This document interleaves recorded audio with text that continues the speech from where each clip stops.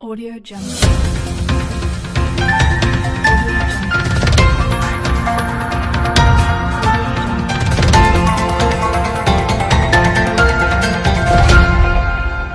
Audio Jungle.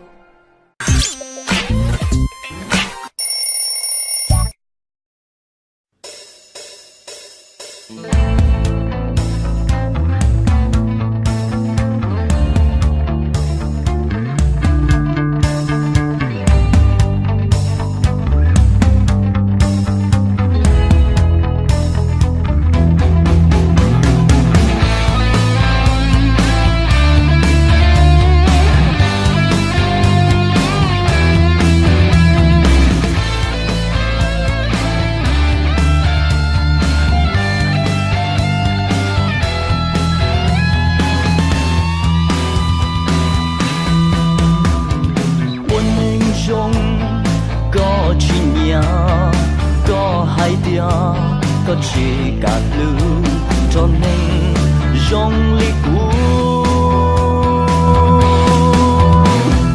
Quân mình rong bao li cha, là có thể ya sa, có cũ, sao tuân chỉ có. Nên nó cũ, thiết sẽ gì xa. 我能了，只用力徒步，只有都能压下压他。小扎车影，小温来，小后外，跳小后边。好古老的烈了高马路，好古要明黑了高马开。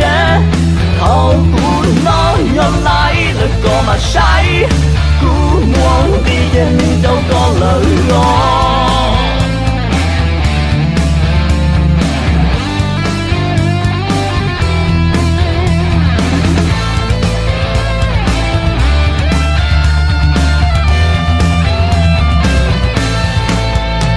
好古運中個chuyện nhà có hai tia.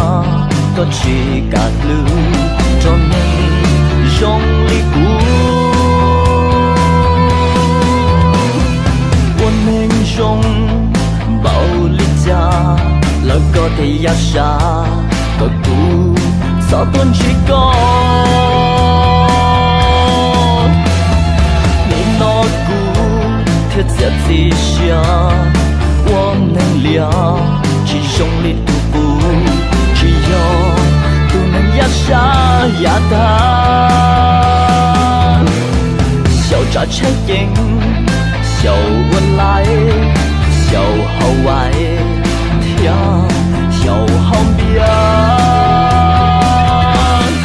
好古老的烈了高马路，好古要明黑了高马开。 好古老又來了個馬西，古往啲嘢都個女我。